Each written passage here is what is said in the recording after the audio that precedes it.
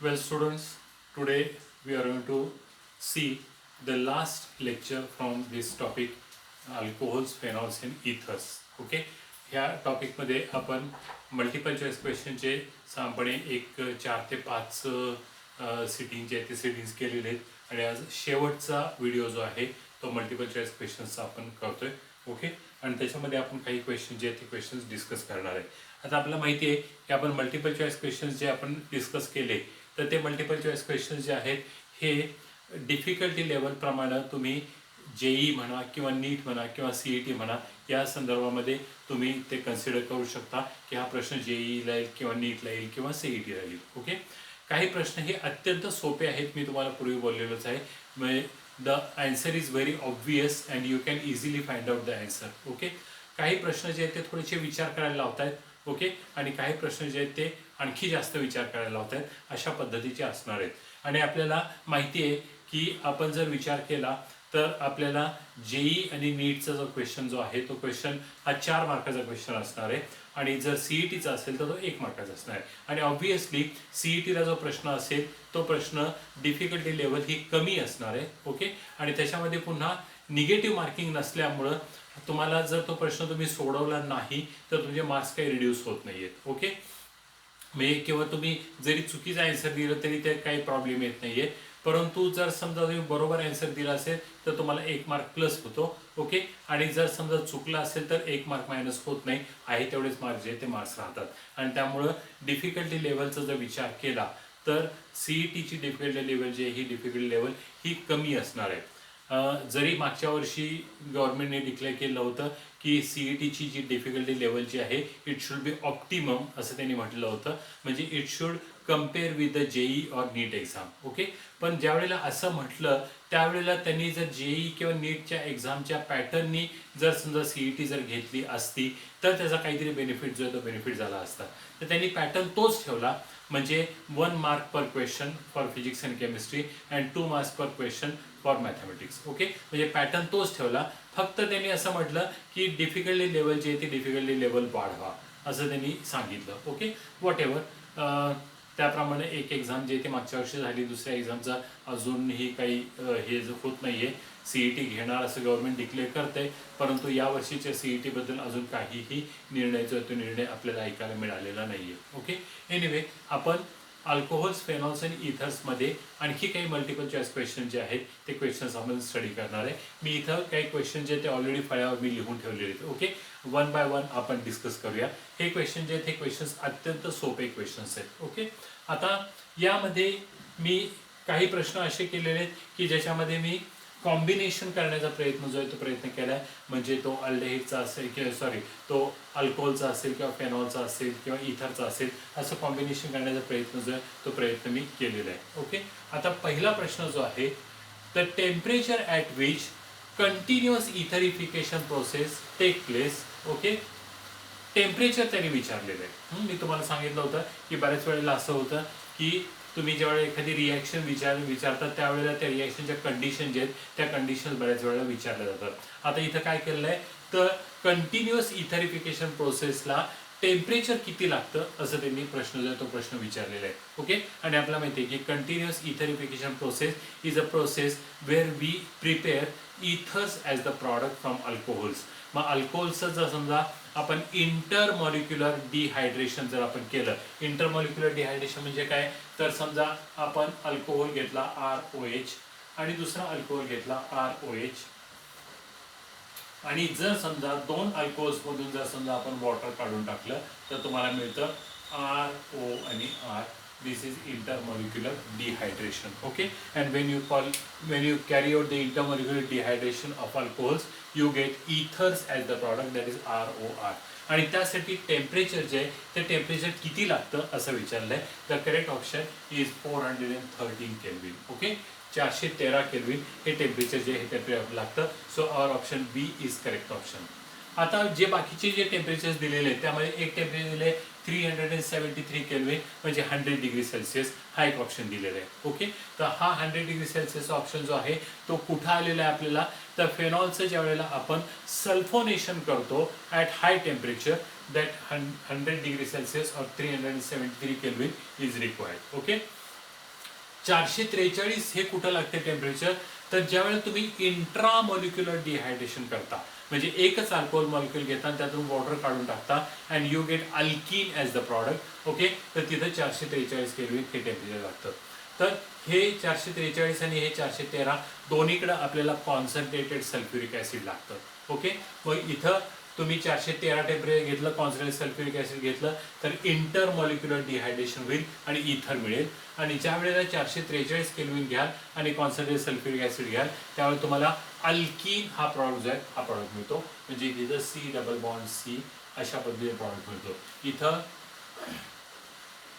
RO आणि R म्हणजे इथर हा प्रॉडक्ट मिळतो. ओके, आणि 698 केल्विन हे जे आहे हे फेनॉलच्या प्रिपरेशनमध्ये क्लोरोबेन्झिनचं कन्व्हर्जन जेव्हा आपण फेनॉलमध्ये करतो त्यावेळेला रॅशिंग प्रोसेसमध्ये 698 केल्विन हे टेम्परेचर जे हे लागलेलं आहे. अर्थात आपल्याला माहिती आहे की the correct option is 413 kelvin. So this is the correct option. Okay, so this was about question number 1. हा क्वेश्चन नंबर 1 झाला. आता क्वेश्चन नंबर 2 बघू.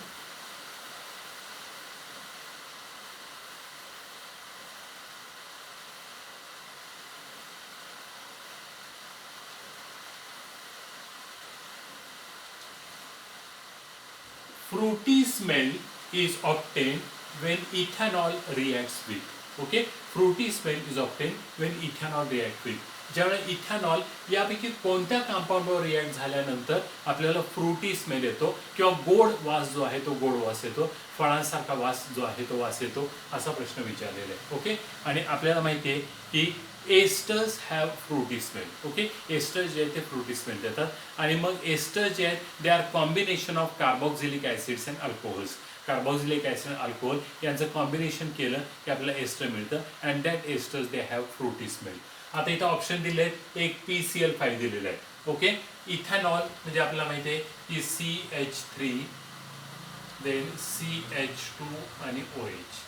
याच्यामध्ये आपण जर समजा PCl5 टाकलं, फॉस्फरस पेंटाक्लोराइड, तर फक्त OH is replace by Cl. Okay, OH जातो ते Cl होतो आणि अल्काइल क्लोराइड किंवा इथाइल क्लोराइड हा प्रॉडक्ट मिळतो. म्हणजे पहिला ऑप्शन ए जो आहे हा रॉंग आहे. ओके, दुसरा ऑप्शन दिला आहे PCC. ओके, पिरिडिनियम क्लोरोक्रोमेट, आणि हा जो आहे हा ऑक्सिडायझिंग एजंट आहे आणि तो अल्कोहोलचं ऑक्सिडेशन करतो आणि अल्कोहोलचं ऑक्सिडेशन करून तुम्हाला मिळतं aldehyde. That is CH3 then CHO. म्हणजे जेव्हा तुम्ही PCC वापरता तेव्हा तुम्हाला अल्डेहाइड्स मिळतात. म्हणजे हे ऑप्शन देखील रॉंग आहे. ओके, तिसरं ऑप्शन दिलं आहे CH3COOH, that is carboxylic acid. तुम्ही जर समजा कार्बोक्झिलिक ॲसिड घेतलं, अल्कोहोल घेतलं आणि त्यामध्ये तुम्ही कार्बोक्झिलिक ॲसिड टाकलं, म्हणजेच काय तर CH3 then C double bond O आणि OH. ओके, आता काय होतं तर OH मधला H आणि हा OH H2 निघून जातो आणि तुम्हाला प्रॉडक्ट मिळतो CH3 then CH2O then C double bond O and CH3, which is nothing but ester. And these esters they have fruity smell. Okay, esters जे आहेत त्यांना fruity smell असतो. म्हणजे आपलं करेक्ट ऑप्शन जे आहे ते काय तर C हे आपलं करेक्ट ऑप्शन. ओके, आणि चौथा ऑप्शन जे आहे ते concentrated sulphuric acid at 170 degree Celsius. Okay, इथं काय होतं तर अल्कीन तयार होतं.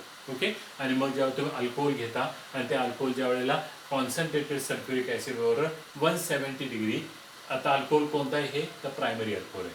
Primary alcohol temperature 170 degree Celsius लागतं. त्यावेळेला तुम्हाला अल्कीन जो आहे तो अल्कीन हा प्रॉडक्ट जो आहे तो प्रॉडक्ट मिळतो. म्हणजे the correct option is this. Okay, हा देखील रॉंग आहे. Acetic acid is the correct option.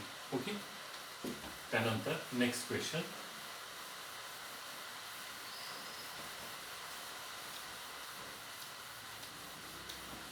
Today's third question is isopropyl benzene is also called as. Okay, isopropyl benzene is also called as. Option दिले toluene, दुसरं cumin, तिसरं naphthalene आणि चौथं ऑर्थोझायलिन. Okay, आता हे ऑप्शन दिले.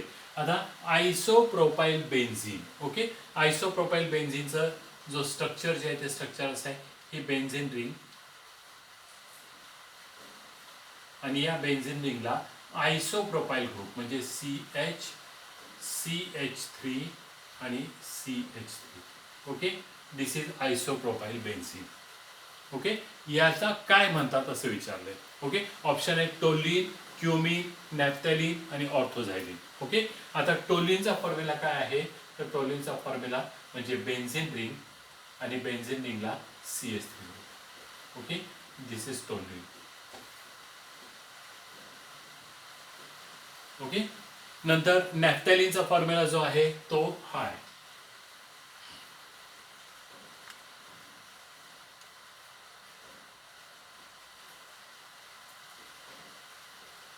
दिस इज नॅफ्थॅलिन.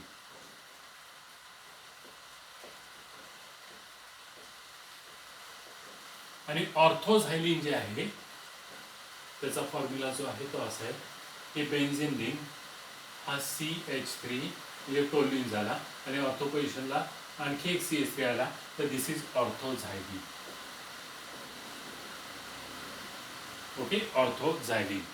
आता आपल्याला काय विचारलंय, तर आयसोप्रोपाइल बेन्झीनला काय म्हणतात. टोलिन तर नाही, ओके, नॅफ्थॅलिन नाही, ऑर्थोझायलिन नाही. The correct option is B, that is cumene is isopropyl benzene. So this is cumin.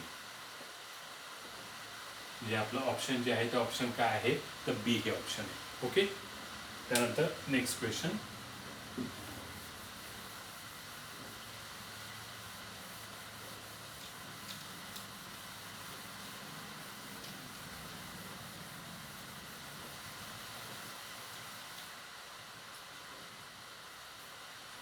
Catalytic dehydrogenation of primary alcohol produces. Okay, catalytic dehydrogenation of primary alcohol produces. Okay, आता primary alcohols म्हणजे काय, तर primary alcohols मध्ये कोणता group असतो, तर RCH2OH. Okay, हे जे आहे हे प्रायमरी अल्कोहोल आहे. ओके, आता हा CH2OH मी असं लिहितो, CH आणि H लिहितो. ओके, आणि आता याचं कॅटॅलिटिक डिहायड्रोजनेशन करायचे. डिहायड्रोजनेशन म्हणजेच काय, तर removal of hydrogen. Okay, dehydrogenation is removal of hydrogen. आपल्याला हायड्रोजन रिमूव्ह करायचे आहे.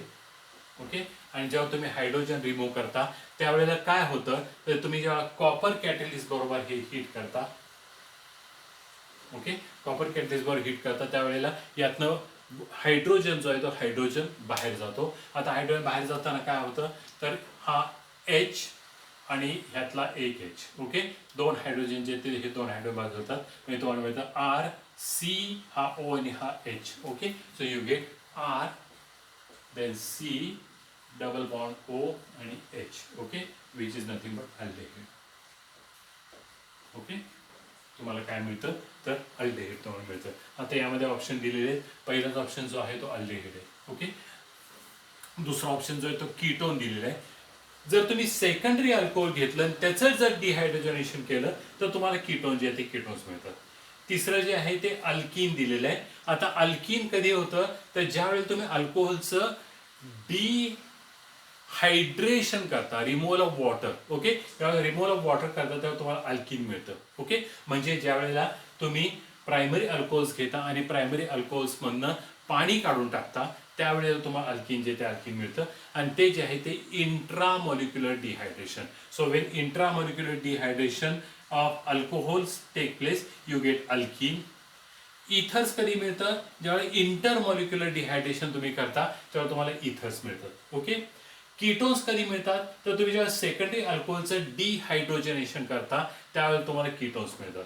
आणि ज्यावेळेला तुम्ही प्रायमरी अल्कोहोलचं डिहायड्रोजनेशन करता त्यावेळेला तुम्हाला काय मिळतात, तर अल्डेहाइड्स मिळतात. Okay, so the correct option is aldehydes. त्यानंतर नेक्स्ट क्वेश्चन.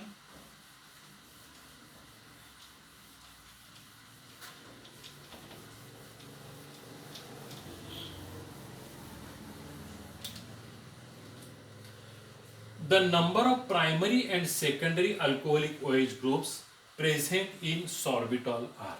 Okay, सॉर्बिटॉलमध्ये प्रायमरी आणि सेकंडरी अल्कोहोलिक OH ग्रुप्स किती आहेत असा प्रश्न विचारलाय. यामध्ये मी ऑप्शन जे ते ऑप्शन दिलेले नाहीयेत. Options can be anything. Okay, आपण बघूया सॉर्बिटॉलचा फॉर्म्युला काय आहे आणि त्याच्यामध्ये प्रायमरी आणि सेकंडरी अल्कोहोलिक OH ग्रुप्स किती आहेत ते बघूया. ओके, सो सॉर्बिटॉल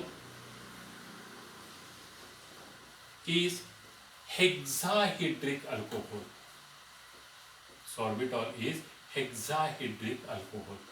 हेक्साहेड्रिक अल्कोहोल आहे. ओके, सॉर्बिटॉल जे ते हेक्साहेड्रिक अल्कोहोल आहे. हेक्सा म्हणजे 6, हेड्रिक मीन्स OH ग्रुप. म्हणजे 6 OH ग्रुप जे आहेत हे 6 OH ग्रुप्स हे सॉर्बिटॉलमध्ये असतात. ठीक आहे, आणि आपल्याला माहिती आहे की एका कार्बनवर 2 OH ग्रुप्स हे कधी राहू शकत नाहीत. म्हणजेच काय, तर तुम्हाला प्रत्येक OH ग्रुप जो आहे तो वेगवेगळ्या कार्बन ॲटमवर असला पाहिजे. म्हणजे तुम्हाला 1, 2, 3, 4, 5 आणि 6. ओके, हे 6 कार्बन ॲटम असतील. ओके, प्रत्येक कार्बन ॲटमवर एक एक OH ग्रुप टाकू आपण. इथे एक OH, इथे एक OH, त्यानंतर इथे एक OH, नंतर इथे एक OH, नंतर इथे एक OH आणि इथे एक OH. आणि जर समजा तुम्ही हायड्रोजन भरले तर CH2OH, CHOH, CHOH, CHOH, CHOH आणि शेवटी CH2OH. Okay, this is sorbitol which is hexahedric alcohol. आणि आता यामध्ये जर तुम्ही जर ऑब्झर्व केलं तर तुम्हाला असं लक्षात येईल की तुम्हाला CH2OH ग्रुप जो आहे हा 2 ठिकाणी दिसतोय. ओके, म्हणजे आपल्याकडं 2 प्रायमरी अल्कोहोलिक OH ग्रुप्स आहेत. 2 प्रायमरी अल्कोहोलिक OH ग्रुप्स आणि CHOH ग्रुप जो आहे तो तुम्हाला इथं दिसतोय, इथं दिसतोय, इथं दिसतोय, इथं दिसतोय. म्हणजे 4 तुम्हाला CHOH ग्रुप्स आहेत. आणि CHOH ग्रुप म्हणजेच काय, तर secondary alcoholic OH group. So secondary alcoholic OH groups जे आहेत ते किती आहेत, ते 4 आहेत. सो आपलं आन्सर जे असणार ते आन्सर काय असतात, तर 2 primary alcoholic OH groups and 4 secondary alcoholic OH groups which is present in sorbitol, and sorbitol is hexahedric alcohol. Okay, आणि आता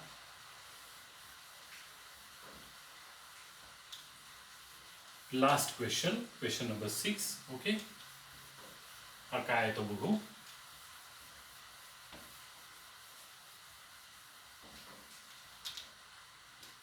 इथं रिएक्शन दिलेली आहे. बेन्झीन रिंग आणि त्याला NH2 ग्रुप काढलेला आहे. म्हणजे this is aniline. Okay, and aniline is aromatic primary amine. Okay, so this is aniline, aromatic primary amine. आणि त्याच्यामध्ये टाकलेलं आहे NaNO2 आणि HCl. ओके, NaNO2 आणि HCl. NaNO2 आणि HCl is nothing but HNO2, nitrous acid. Okay, nitrous acid टाकलेलं आहे, आपला A हा प्रोडक्ट मिळाला. त्याचं हायड्रॉलिसिस केलेलं आहे, आपला B हा प्रोडक्ट मिळाला. आणि नंतर त्यामध्ये concentrated sulphuric acid at 373 kelvin आपला C मिळाला. And you have to find out the C. आपला C जो आहे तो C फाइंड आउट करायचा आहे. बघा, ॲनिलीन आपण घेतलं, NH2. ओके, आणि आपण त्यामध्ये काय टाकतोय तर NaNO2 आणि HCl टाकतोय. आणि NaNO2 प्लस HCl याचा अर्थ HNO2. मी पहिल्यांदा HCl बरोबर रिॲक्शन करतो याची.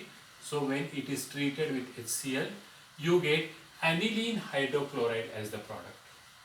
म्हणजे ही बेन्झीन रिंग आणि त्याला हा NH3Cl. ओके, NH3 प्लस आणि Cl मायनस. म्हणजे आपल्याला सॉल्ट जो आहे तो सॉल्ट मिळतो, ॲनिलीन हायड्रोक्लोराईड. आणि हे ॲनिलीन हायड्रोक्लोराईड ज्यावेळी तुम्ही नायट्रस ॲसिड बरोबर ट्रीट करता, HNO2. ओके, नायट्रस ॲसिड बरोबर ट्रीट करता तेव्हा काय होतं, तर हे 3 हायड्रोजन, हा 4था हायड्रोजन आणि हे 2 ऑक्सिजन, म्हणजे 2 H2O जे आहेत हे 2 H2O निघून जातात. ओके, आणि आता उरलं बेन्झीन रिंग, हा N, हा N आणि हा Cl. म्हणजे यू गेट बेन्झीन रिंग, त्याच्यानंतर हे 2 नायट्रोजन आणि Cl. Okay, this is called as benzene diazonium chloride. Okay, and the process is called as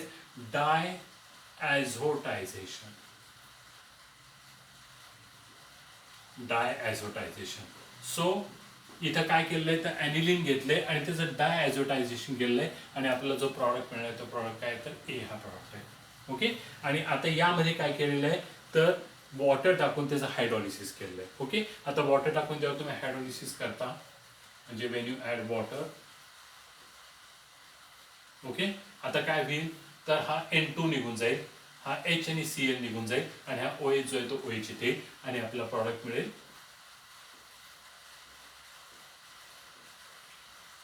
OH.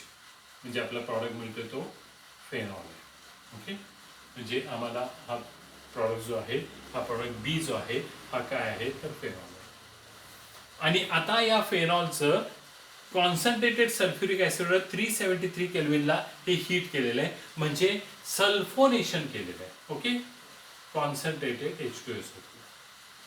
Sulphonation is carried out at high temperature. Okay, 373 kelvin. आता sulphonation जेव्हा तुम्ही करता तेव्हा काय होतं तर सल्फ्युरिक ॲसिड आपण असं लिहूया OH आणि SO3H. ओके, सल्फ्युरिक ॲसिड आपण लिहिलं H2S आणि O4. ओके, आणि आता ज्या वेळेला टेम्परेचर हाय टेम्परेचर असतं त्यावेळेला sulphonation take place at para position. So you get this benzene ring, then इथं तुम्हाला OH असणार आहे आणि इथं SO3H ग्रुप असणार आहे. Okay, so you gate benzene sulphonic acid as the product. Okay, benzene sulphonic acid. आता मी तुम्हाला बोललो होतो की काही आपल्याला असे प्रश्न मिळणार आहेत की ज्या प्रश्नांच्या मध्ये कॉम्बिनेशन असणार आहे. आता इथं जर तुम्ही बघितलं तर ॲनिलीन पासून आपण फेनॉल तयार केलेलं आहे. ओके, ॲनिलीन पासून फेनॉल, ते करताना तुम्ही ॲनिलीन पासून बेन्झिन डायझोनियम क्लोराईड जे हे बेन्झिन डायझोनियम क्लोराईड तयार केलं आणि benzene diazonium chloride to phenol तुम्ही आलाय. म्हणजे ही जी आहे ही preparation of phenol by diazotization process. Okay, आणि तिथून पुढे काय तर chemical property of phenol where sulfonation is carried out and you get benzene sulfonic acid. So our correct option is benzene sulfonic acid. Options काय काय दिलेले असणार तर आपलं जे फायनल फाइंड सी म्हटलेलं आहे, आपला सी जो आहे तो काय तर benzene sulphonic acid. Okay, so this was about the multiple choice questions which are based on the topic this alcohols phenols and ethers. Okay, आता आपण काय करणार आहोत तर पुढचा टॉपिक जो आहे अल्डेहिड्स, कीटोन्स अँड कार्बोक्सिलिक ॲसिड, हा टॉपिक जो आहे हा टॉपिक आपण सुरू करणार आहे आणि त्याच्यानंतर मग अमाइन्स हा टॉपिक जो आहे हा टॉपिक घेणार आहे. आणि मग हे सगळे टॉपिक्स आपले जेव्हा फंक्शनल ग्रुप केमिस्ट्रीतले आपले टॉपिक जे आहेत हे टॉपिक्स कंप्लीट होतील. ओके, त्यावेळेला आपण आपल्या टेक्स्टबुकमध्ये जे प्रश्न दिलेले आहेत हे प्रश्न आपण काही घेणार आहे आणि ते आपण काही सॉल्व्ह करणार आहे. ओके, आणि हे प्रश्न जे आहेत आता तो आपल्याला माहिती आहे की आपला जो पॅटर्न जो आहे एक्झाम पॅटर्न जो आहे तो पॅटर्न आपला चेंज केलेला आहे. पूर्वी जो एक्झाम पॅटर्न जो होता त्यामध्ये क्वेश्चन नंबर 1 जो असायचा तो मल्टिपल चॉईस क्वेश्चन्स असायचा, 8 मार्काचा MCQ मल्टिपल चॉईस क्वेश्चन्स असायचा. ओके, आता या वर्षापासून काय केलेलं आहे त्यांनी तर क्वेश्चन नंबर 1 जो आहे तो 10 मार्काचा मल्टिपल चॉईस क्वेश्चन आहे, म्हणजे 10 प्रश्न जे आहेत ते मल्टिपल चॉईस क्वेश्चन्सवर असणार आहेत. आणि क्वेश्चन नंबर 2 जो आहे तो 8 मार्काचा 8 very short answer type questions असे असणार आहेत. म्हणजे 10 आणि 8 18 मार्क जे आहेत हे 18 मार्क हे अत्यंत छोट्या प्रश्नांसाठी हे असणार आहेत. त्यानंतर पुढचे प्रश्न जे आहेत ते 2 मार्काचे असणार आहेत, म्हणजे शॉर्ट आन्सर टाईप क्वेश्चन असणार आहेत. त्यामुळे 2 किंवा 3 ओळीमध्ये उत्तर जे आहे ते उत्तर येईल अशा पद्धतीने. आणि त्याच्यानंतर त्याच्या पुढचा असणार आहे तो पुन्हा शॉर्ट आन्सर टाईप क्वेश्चन असणार आहे की जो 3 मार्काचे प्रश्न असणार आहेत. ओके, आणि शेवटचा जो असणार आहे तो लॉंग आन्सर टाईप क्वेश्चन जो आहे तो क्वेश्चन्स असणार आहेत. ओके, म्हणजे there will be some multiple choice questions, then there will be some very short answer type questions, then some short answer type questions and then some long answer type questions. आता हा जो pattern जो आहे या पॅटर्नवर देखील आपण एक video जो आहे तो व्हिडिओ तयार करणार आहे. आणि हे प्रश्न जे आहेत हे प्रश्न कुठले प्रश्न हे व्हेरी शॉर्ट आन्सर टाईप असतील, कुठले प्रश्न जे आहेत ते शॉर्ट आन्सर टाईप असतील, कुठले प्रश्न जे आहेत हे लॉंग आन्सर टाईप क्वेश्चन असतील आणि मल्टिपल चॉईस क्वेश्चन्स तर आपण सॉल्व्ह करतोयच आहे. ओके, अशा पद्धतीने आपण एक व्हिडिओ जो आहे तो आपल्या क्वेश्चन पेपर पॅटर्नवर देखील आपण एक व्हिडिओ जो आहे हा व्हिडिओ आपण तयार करणार आहे. Okay, so this much is enough for our alcohols, phenols and ethers. Thank you very much.